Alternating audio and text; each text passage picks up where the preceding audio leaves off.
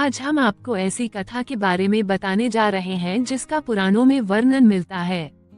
इसमें भक्त और ईश्वर के अटूट प्रेम से संबंधित बहुत सारी कथाओं का उल्लेख मिलता है। ये कथा हमारे देश के संकट मोचन नामक एक मंदिर से जुड़ी हुई है। कथा के अनुसार एक बार दो ब्राह्मण वृंदावन की यात्रा पर निकले। उनमें से एक वृद्ध था और दूसरा जवान था। मार्ग लंबा और कठिन था, जिस वजह से उन दोनों यात्रियों को यात्रा के दौरान कई कष्टों का सामना करना पड़ा।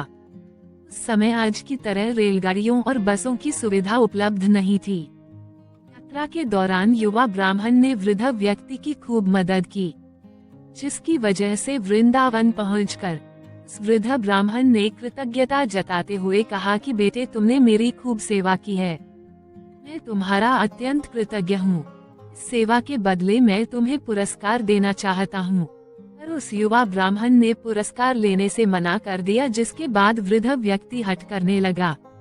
फिर उस वृद्ध व्यक्ति ने अपनी जवान पुत्री का विवाह उस ब्राह्मण युवक से करने का वचन दिया। ब्राह्मण युवक ने वृद्ध व्यक्ति को समझाया कि ऐसा नहीं हो सकता, क्योंकि आप बहुत अमीर हैं और मैं तो बहुत गरीब ब्राह्मण हूँ। फिर भी वृद्ध व्यक्ति अपनी हठ पर अड़ा रहा और फिर कुछ दिन तक वृंदावन में रहने के बाद दोनों घर लौट आए। वृद्ध व्यक्ति ने सारी बातें घर पर आकर बताई कि उसने अपनी बेटी का विवाह एक ब्राह्मण से तय कर दिया है। पत्नी को ये सब मंजूर नहीं था। उस वृद्ध पुरुष की पत्नी ने कहा कि अगर आप मेरी पुत्री का विवाह उस युवक से करेंगे तो मैं आत्महत्या कर लूंगी। समय व्यतीत होने के बाद ब्राह्मण युवक को चिंता होने लगी कि वृद्ध अपने वचन को पूरा करेगा या नहीं। फिर ब्राह्मण युवक से रहा न गया और उसने वृद्ध ब्राह्मण के पास जाकर उसको अपना वचन याद करवाया। वो वृद्ध पुरुष मौन रहा। से डर था कि वो अपनी बेटी का विवाह इससे करवाता है तो उसकी पत्नी अपनी जान दे देगी। जब वृद्ध पुरुष ने कोई उत्तर नहीं दिया, तब ब्राह्मण युवक ने उसका दिया हुआ वचन याद करवाने लगा। तभी वृद्ध ब्राह्मण के बेटे ने उस ब्राह्मण युवक को ये कहकर घर से निकाल दिया कि तुम झूठ बोल रहे हो, तुम मेरे पिता को लूटने के लिए आए हो।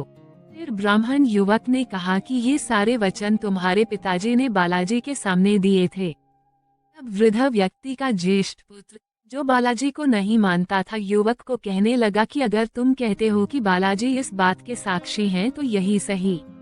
अगर बालाजी प्रकट होकर ये साक्ष्य दे कि मेरे पिता ने वचन दिया है तो तुम मेरी बहन के साथ विवाह कर सकते हो। तब युवक ने कहा, हाँ, मैं भगवान बालाजी से कहूंगा कि वो साक्षी के रूप में आए।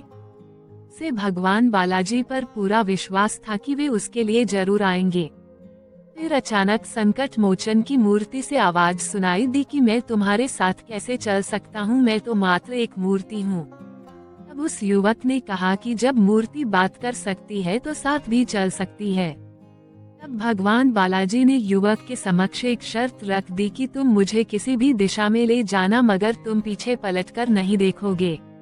तुम सिर्फ मेरे नूपुरों की ध्वनि से ये जान सकोगे कि मैं तुम्हारे पीछे आ रहा हूँ। युवक ने उनकी बात मान ली और वे चल पड़े। जिस नगर में जाना था वहां पहुंचने के बाद युवक को नूपुरों की ध्वनि आनी बंद हो गई। युवक ने धैर्य न धर कर पीछे मुड़कर देख लिया। मूर्ति वहीं पर स्थिर खड़ी हुई थी। मूर्ति आगे नहीं चल सकती थी क्योंकि युवक ने पीछे मुड़कर देख लिया था। वो युवक दौड़कर नगर पहुंचा।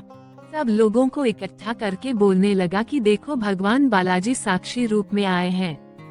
लोग स्तब्ध थे कि इतनी बड़ी मूर्ति इतनी दूरी से चलकर कैसे आई। फिर बालाजी की मूर्ति ने सबके सामने ब्राह्मण युवक की गवाही दी। इसके बाद वृद्ध ब्राह्मण की पुत्री के साथ उसका विवाह संपन्न हुआ। विवाह के बाद उस युवक ब्राह्मण ने श्री बालाजी के सम्मान में उस स्थल पर एक मंदिर बनवा दिया और आज भी लोग इस मंदिर में साक्षात बालाजी की पूजा करते हैं। तो हमारी आज की ये कथा आपको कैसी लगी, हमें जरूर बताएं।